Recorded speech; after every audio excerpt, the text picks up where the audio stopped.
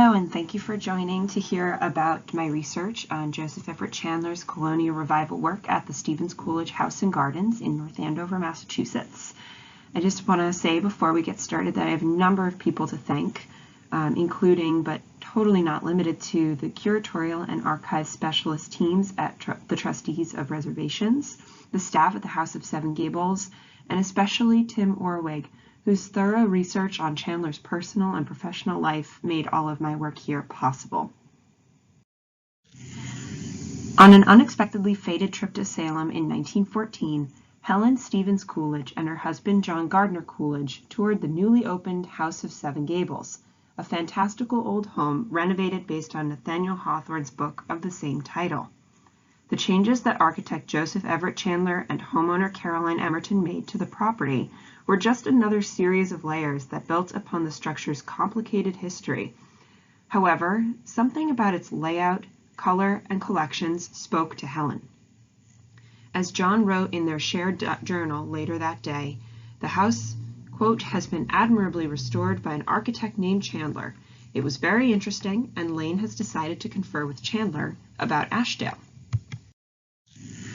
Ashdale, or Ashdale Farm, was one of the many family names for the Stevens home in North Andover.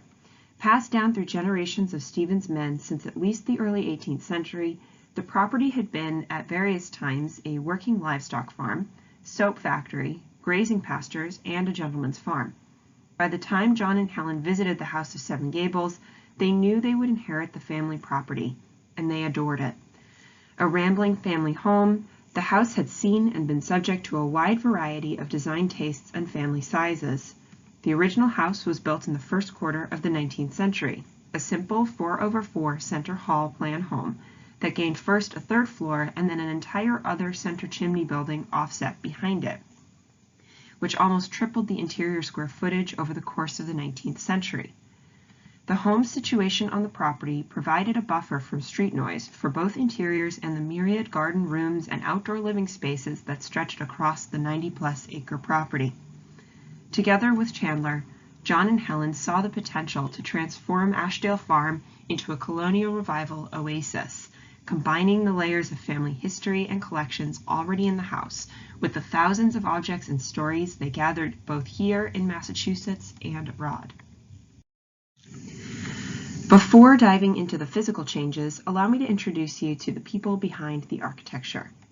Helen Granger Stevens married John Gardner Coolidge on April 29, 1909 at the Episcopal Church just down the street from Ashdale Farm. Helen had been companion first to John's aunt and then to his mother. Employments she needed after her father's untimely death left Helen, her mother, and 4 sisters without an income. The Stevens family is still well known in North Andover, but it was not nearly as well connected as the Coolidges. John was one of 5 sons, nephew to Isabella Stewart Gardner, and great-great-grandson of Thomas Jefferson.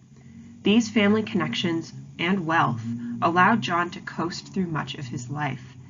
While he did work as a diplomat for the United States in the late 19th and early 20th centuries, he did not need the income from a so-called real job.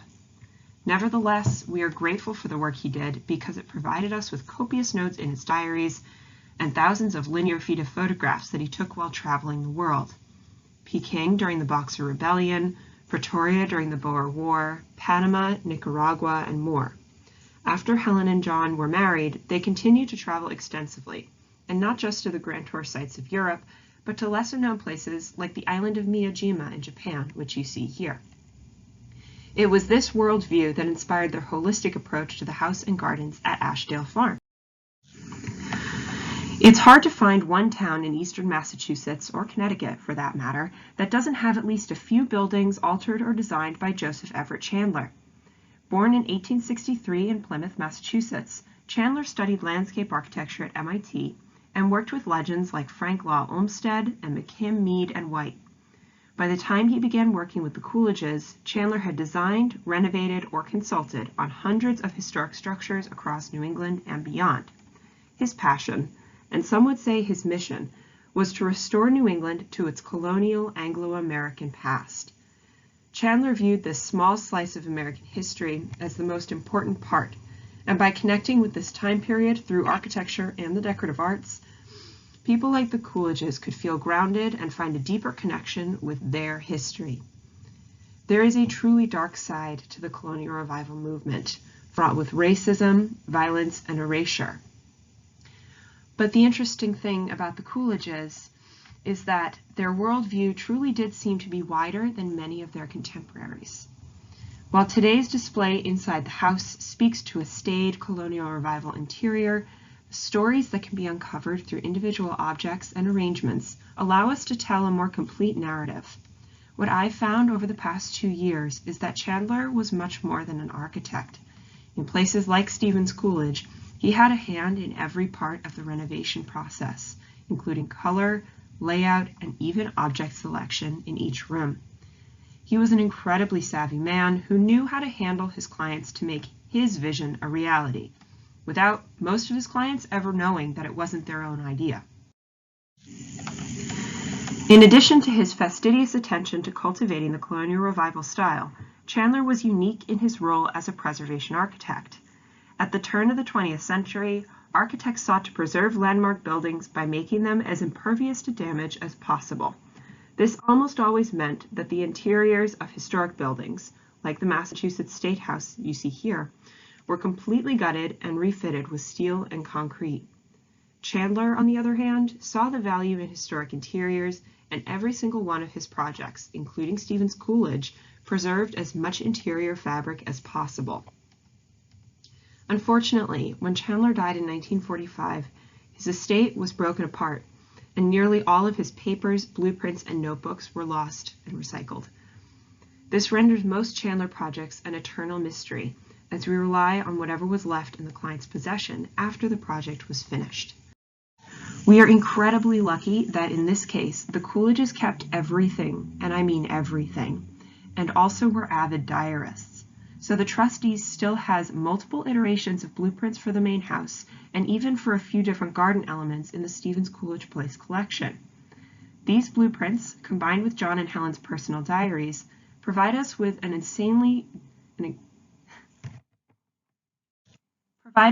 incredibly detailed understanding of Chandler's process with private clients. As an example, this is one of the earliest blueprints from the project. While it is undated, it shows a configuration of the first floor that never became a reality. The overall square footage is essentially the same as it is today, but there's a glassed-in garden room in this version in the top left corner of the screen that you can see, that the Coolidges rejected in favor of a double-depth dining room, seen here in the final plan right around the center of the page here. One of my favorite things about Chandler is how he managed his clients. Nearly all of them, whether a public museum like the Paul Revere House in Boston's North End or private residents like the Coolidges, were wealthy, entitled, and managing people. But that was truly no problem for Chandler. From the Coolidges' diaries, we can see a number of different examples of this. On September 8, 1914, John wrote that we spent the evening looking over Chandler's plans and specifications for Ashdale. They are attractive, but we fear very expensive, for he wants to paint the house white. On November 19th, just 2 months later, John goes in again, determined to resolve the White House issue. I spent much time at Chandler's office waiting for him before lunch and talking with him after it. The result was satisfactory, for one of the amiable and intelligent traits in his character is that he never says no to any suggestion, but if he does not like it, he seeks to divert it by oblique opposition. And finally, in his publication, Chandler's publication from 1916, The Colonial House, he writes, "In the matter of color, there is nothing so beautiful as the White House if paint is used, or gray where it is possible to use stone." Spoiler alert, that when it came to painting the Coolidge's house white, Chandler won, and you can see that it's still white today from this photograph taken in October 2020. Regardless of who paid for Chandler's services, he really did hold on to control over all of his projects with a tight fist. So for those of you who might have noticed the dates here, you probably guessed what happens next. As a former diplomat with the United States about to enter World War I, John was called back into service. After months of letters, blueprints, and visits arranging the renovation, work came to a screeching halt. Until John and Helen realized, while en route to Paris, that maybe having their home completely torn apart while they were away wasn't such a bad idea. Over the next 4 years, John and Helen relied on Helen's sister to help facilitate payment and access to the property for Chandler and his many crews of masons, carpenters, and painters. When John and Helen returned late in 1917, they returned to a nearly finished home and seemed to have been very pleased with the result. The Coolidges and Chandler had picked out a few finishing touches before they left, and John even wrote about how Chandler loved the fabric they had picked for a few upholstery projects and the curtains. We're lucky to have a few of these before and after photos of some of the main rooms in the house, starting with the dining room, where we also have this amazing receipt from William Safford & Company ordering curtains for the whole house. My favorite note in this is the fact that Helen specified exactly how she wanted the curtains hung, with rings from white cotton cords stretched across windows with screw eyes. And I can tell you that this is how the dining room curtains have hung until we just took them down this past year to have interior UV storm windows installed. And they will be going back up soon in this exact same configuration. The library is another wonderful transformation, and it went from a dark floral papered room with rich velvet curtains, dark mahogany furniture, and books crammed into bookshelves covering the fireplaces, to a bright and airy room with cozy seating areas, built-in bookshelves spanning the entire length of one wall, and Asian porcelains and works of art on every possible surface. This room is one of our two most exciting reveals. Over the winter 2020, we worked with conservation expert Chris Thompson to uncover what Chandler had used for wall treatments in the library and morning room. Here you can see the library in 2017. Most of the original Coolidge selected collections are still in situ, but the walls are covered in layers of white paint, which is on top of a white textured wallpaper. Definitely not what Chandler envisioned. This might have been one of the most satisfying partial demos I've ever contributed towards. The wallpaper came off easier than I ever expected to remove wallpaper again in my life. What we found underneath was evidence of centuries of wallpaper use in this room. Only a few walls had any evidence of paint on plaster, and it was clear that the Stevens family had really only ever used wallpaper in this entire space. And here's what it looks like now.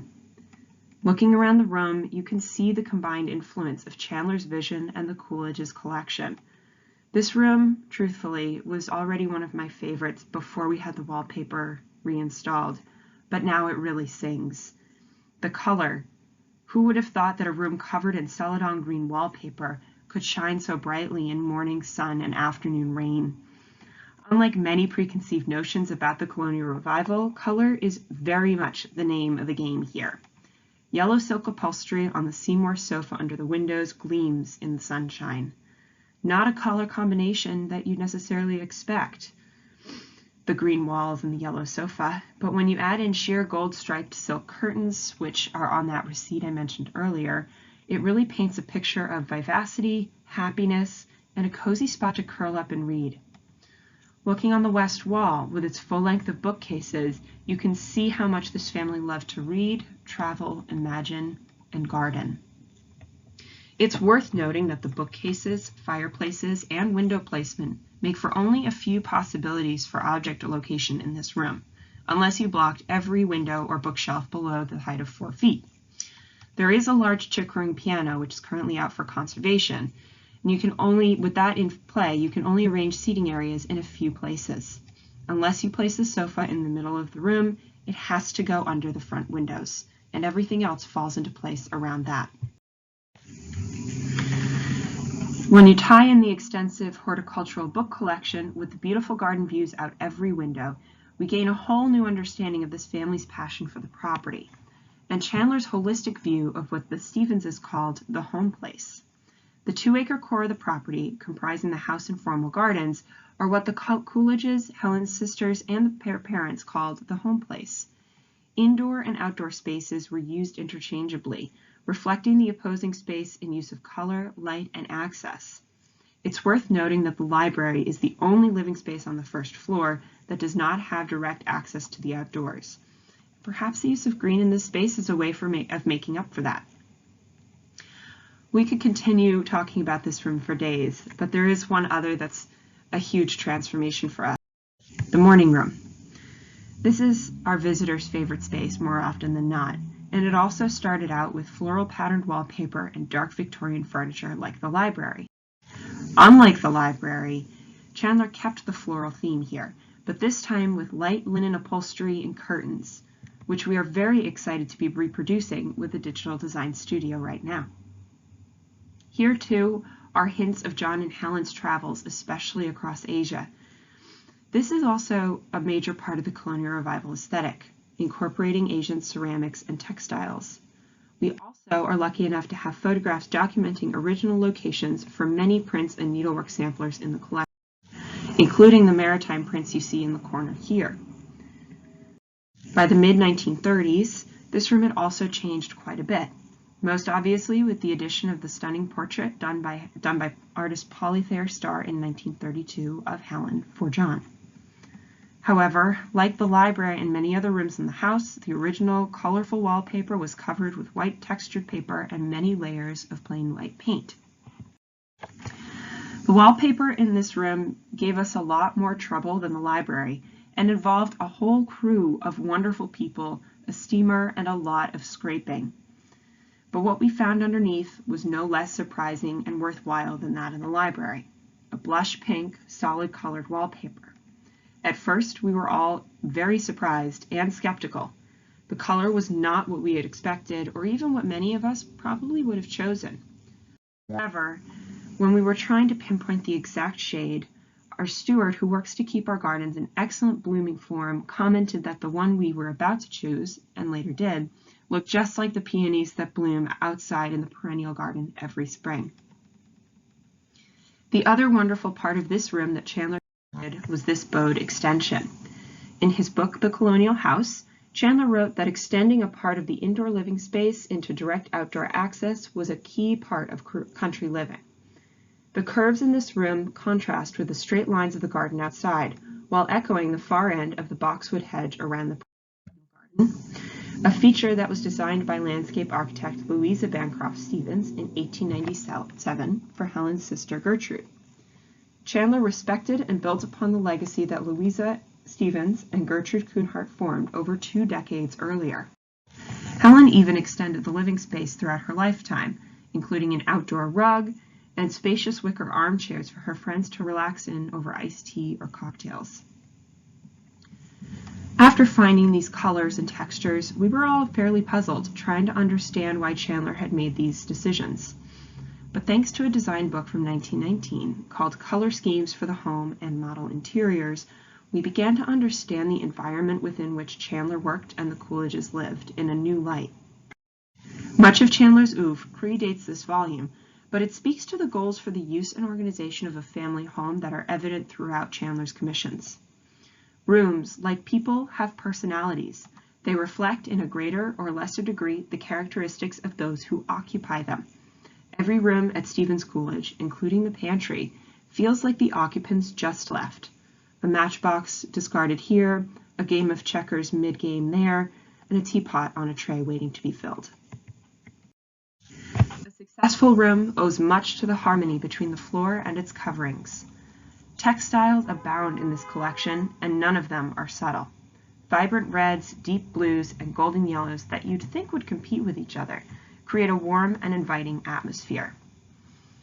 One other hilarious comment in this volume also reads, "Pure green is an impossible color for the walls of a room." But since Chandler so thoroughly disproved it in his treatment of the library, I find it quite funny. However, there is one overarching statement in the author's conclusion that truly encompassed everything we were discovering about color, texture, and overall furnishing at Stevens-Coolidge. When the question arises, what color shall I choose?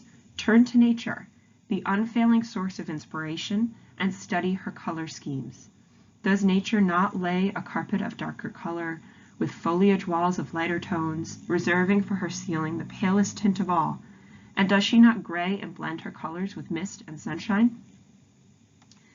Chandler's vision carried across the 4 years he spent working on the main house at Stevens-Coolidge, and even inspired the Coolidges to take much bigger design risks. One of the most popular interior wall finishings of the time was scenic French wallpaper. Always beautiful, always colorful, always expensive. While the Coolidges had no shortage of funds, they did always seem to watch their pennies. Perhaps part of the reason why they were fine with hanging the curtains across all their formal living spaces from white cotton cords. The front hall, the main entrance to their house, and what visitors would experience first, needed to make a statement. It needed to have the effect of that dramatic French wallpaper, but without the cost. It is a large space, nearly 3 stories tall, and the entire depth of the house. So one could maybe understand that at the end of a 4-year renovation, the Coolidges didn't want to spend every cent before their housewarming party. In this instance, though, it wasn't Chandler who found the solution. It was one of his interior painters who solved the white wall problem. On January 30th, 1918, John writes that Chandler was and a Mr. Williams, one of the interior decorator men. He has a tame Spaniard who can paint on walls when carefully guided, and Williams came up to judge whether he was capable of doing our work and decided that he was.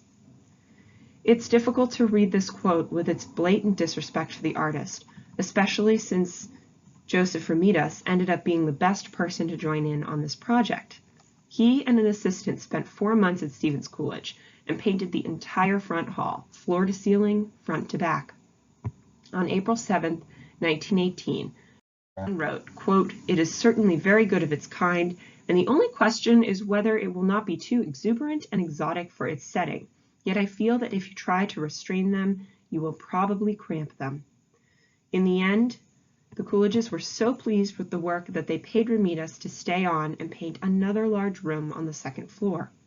The profusion of color, detail, and imagination on the walls of the front hall immediately signal to any guests that they can expect to feel inspired and welcomed by the nature that surrounds them, inside and out of the home's brick and wooden walls.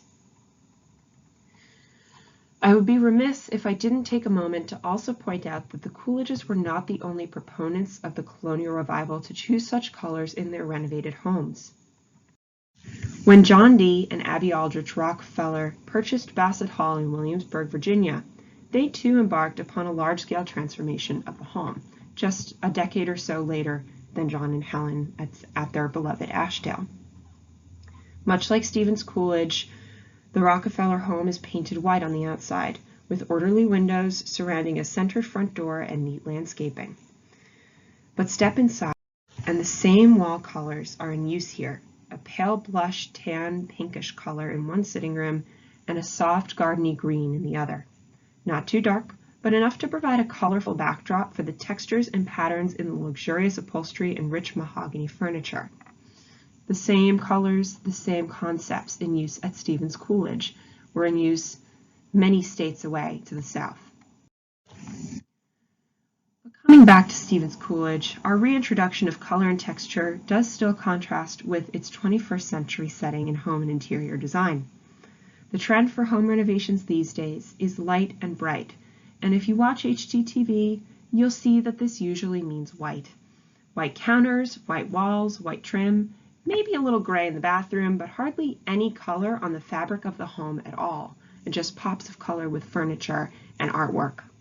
While this can be a stunning and modern design aesthetic, the work at Stevens-Coolidge proves that it is not the only way to get a bright, airy, and welcoming home. In future, when I get the chance to design a house, I think I may favor Chandler's approach and, quote, turn to nature, the unfailing source of inspiration. Thank you.